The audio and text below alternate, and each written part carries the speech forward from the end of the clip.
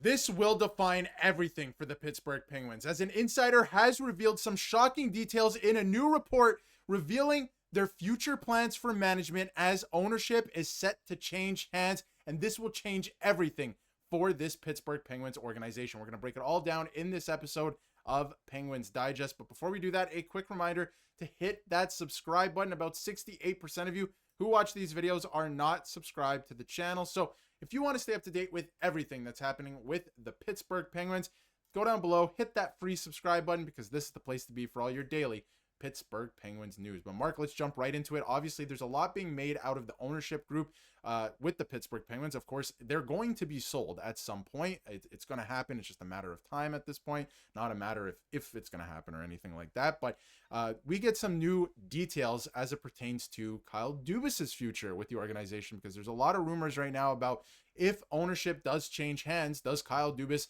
see out the rest of his contract, this 7-year contract that he signed. Now, we get some clarity on that from Elliotte Friedman on Penguins ownership and the sale that is going to happen. We're going to get into more details about the sale in a second too, because obviously that affects the whole organization, the fan base, everything, right?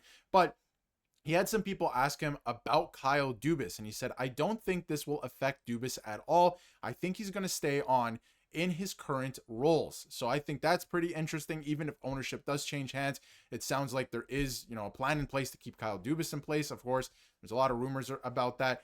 Kyle Dubas, we can get into some of his moves as well. I wanted to touch on this real quick before we get into that, some of his offseason moves, where the team is at right now. But this is from Friedman as well. Pittsburgh is one team saying it's rebuild time, and I don't believe this changes any of that based on what I've heard. So if Lemieux comes in, it doesn't sound like and his ownership group that wants to buy the team, it doesn't sound like they're going to change course at all. Nothing is really going to change in that way, which I think is actually very interesting, because, you'd think if there was new ownership taking over, there'd be a change of philosophy. But Mark, what do you make of some of this? Because obviously we're getting some insight now into Dubas will be the GM and the president of this team still. It also doesn't sound like they're going to, sway away from the plan, whoever buys the team. I think that's very interesting, and we'll get into his moves in a second. But would you keep Kyle Dubas on board? And what do you think of all of, this that's happening with the change in ownership?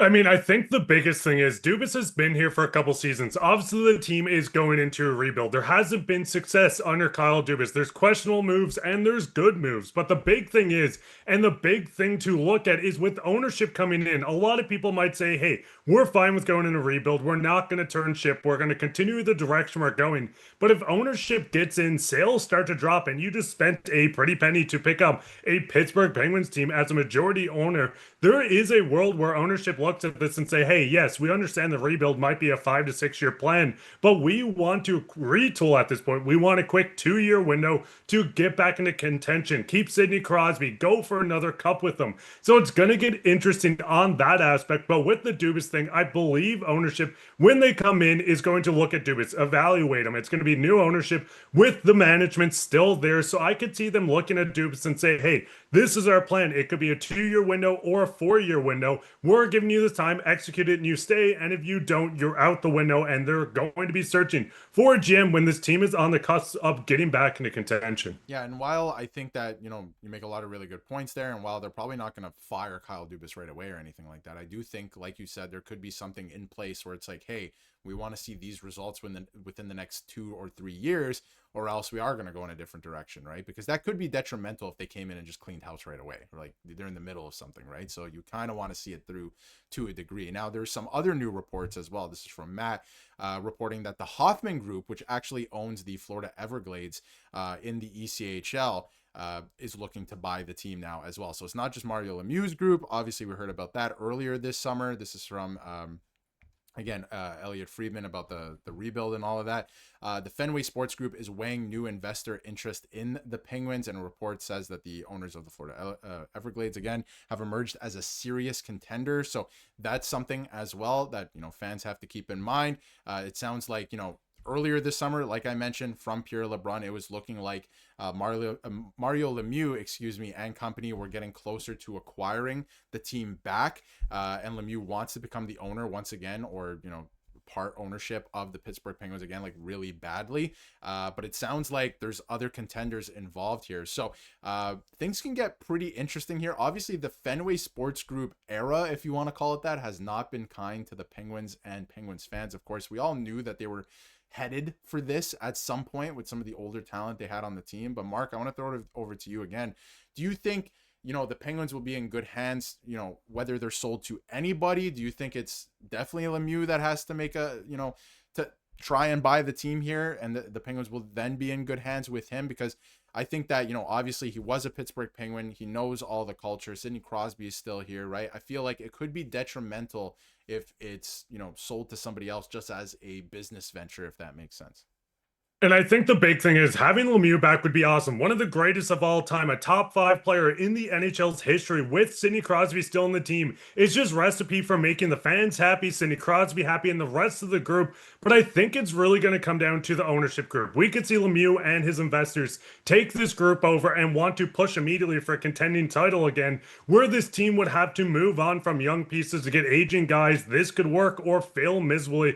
And I think it's really going to be, listen, fans, you want Lemieux back in. You want one of the greatest players in the front office, or at least in the ownership group. But I think the biggest picture is to look at what ownership is going to push Dubas in the right direction. We want to say the GMs make all the decisions, but at the end of the day, whoever's funding the money for this team and paying Dubas's paycheck is going to get the final say at that point. And it's going to be interesting how both investment groups are coming in, what direction they want to go into, because that could change the outcome of this Penguins team over a 10 to 20 year window. Absolutely. And speaking of, the direction of this team, let's get into, before we wrap up here, some moves that Kyle Dubas has made this summer, because I think that ultimately, and, we'll get to actually talking about the players on the ice and how the team will look now, because of course, a lot of people don't like the business side of stuff, but I think Kyle Dubas has made actually quite a few really good moves considering where the team is at this offseason. Obviously, you have guys like Alex Nedeljkovic, going out the door, obviously Chase Stillman as well, but you bring in a goaltender like Artur Shilovs, who's going to be your backup goaltender,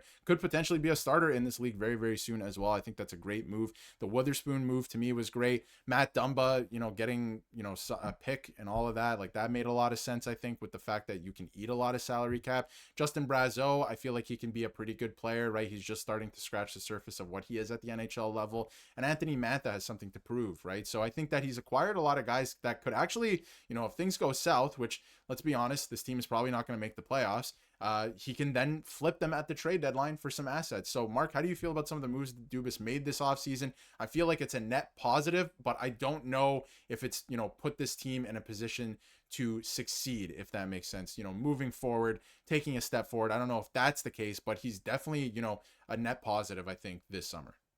And I think the big thing is looking at the pieces that moved out is a lot of guys that don't fit the timeline. Stillman, people might look at and say, hey, first round pick, we got him in the trade for, I believe, Cody Glass. And then going in to move him for Shilovs. But Shilovs is a goaltender, positional need for the Penguins moving forward, as Tristan Jarry's a guy that you're unsure of how he fits in this team with the next couple of seasons. But with the moves, I like them enough. Mantha and Dumba coming in are low risk, high rewards. These guys could come in and be terrible for a Penguins team that might still be terrible, or if they come in, revitalize their career and turn things around, that's either a pick that you get at the trade deadline for them, or you keep them and make a push to maybe contend. And listen, Gavin McKenna is probably everything Penguins fans want at the moment. Sidney Crosby, mentoring that kid would change everything for the organization. But if everything works out, if these guys all come in and hit the potential or bounce back, there is a world that they sneak in as a wild card team. And listen, I'm not going to say